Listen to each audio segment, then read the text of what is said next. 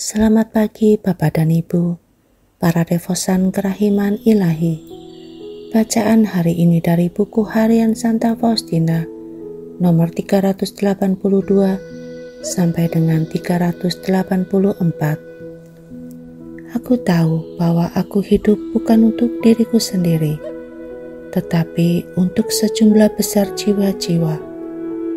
Aku tahu bahwa rahmat Yesus diberikan kepadaku bukan hanya untuk diriku, melainkan juga untuk jiwa-jiwa. Ya Yesus, samudra kerahiman-Mu sudah ditumpahkan ke dalam jiwaku, yang adalah lubuk kepapaan belaka. Syukur kepadamu ya Yesus, atas rahmat dan butir-butir salib yang Kau berikan kepadaku setiap saat dalam hidupku. Pada awal retret, aku melihat pada langit-langit kapel Yesus yang terpaku pada salib. Ia memandang para suster dengan kasih yang membara, tetapi tidak semua suster ia tatap. Ada 3 suster yang ditatap Yesus dengan mata tajam. Apa alasannya? Aku tidak tahu. Aku hanya tahu betapa mengerikan menyaksikan tatapan mata seorang hakim yang keras. Tatapan itu tidak diarahkan kepadaku, tetapi aku serasa lumpuh oleh ketakutan. Aku masih gemetar ketika menulis kata-kata ini. Aku tidak berani mengucapkan satu patah kata pun kepada Yesus. Kekuatan fisikku tidak memungkinkan aku berbuat demikian. Dan aku berpikir, aku tidak akan bertahan hidup sampai akhir konferensi. Keesokan harinya aku melihat hal yang sama lagi, sama seperti yang kulihat pada pertama kali. Pada saat ini aku berani mengucapkan kata-kata ini. Yesus, betapa besar kerahiman-Mu.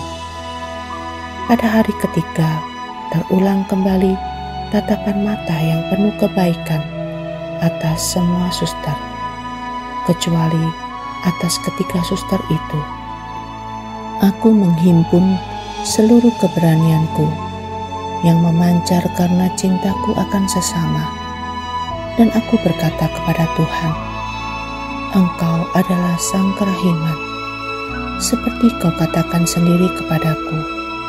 Maka aku mohon kepadamu, demi kekuatan kerahiman-Mu, pandanglah dengan penuh belas kasih juga ketika suster itu. Dan kalau ini tidak selaras dengan kebijaksanaan-Mu, aku mohon kepadamu suatu pertukaran. Arahkan kepada mereka tatapan penuh kasih yang Kau arahkan kepada jiwaku, dan arahkan kepadaku tatapan mata-Mu yang tajam kepada mereka itu.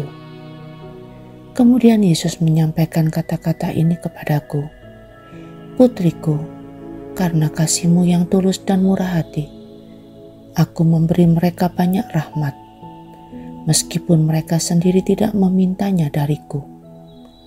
Tetapi aku berbuat begitu karena janji yang sudah kusampaikan kepadamu. Dan pada saat itu, ia memalingkan tatapan yang rahim kepada ketiga suster itu juga. Hatiku melonjak kegirangan menyaksikan kebaikan Allah. Ketika aku tinggal untuk adorasi dari pukul 9 sampai pukul 10, 4 suster lain juga tinggal.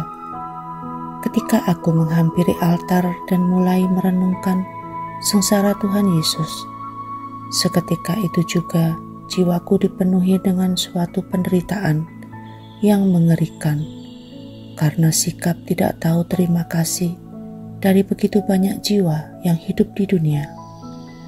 Tetapi yang lebih menyakitkan adalah sikap tak tahu terima kasih dari jiwa-jiwa yang secara khusus dipilih oleh Allah.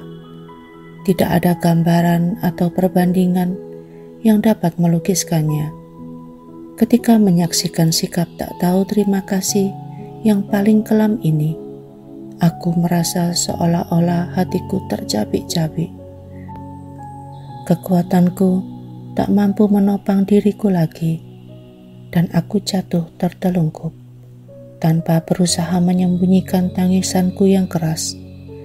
Setiap kali aku memikirkan kerahiman Allah yang besar dan sikap tak tahu terima kasih dari jiwa-jiwa, rasa sakit menusuk hatiku, dan aku tahu betapa sakitnya Ia melukai hati Yesus yang teramat manis.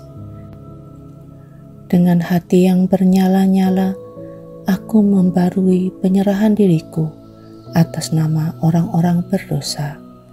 Yesus, Engkau andalanku.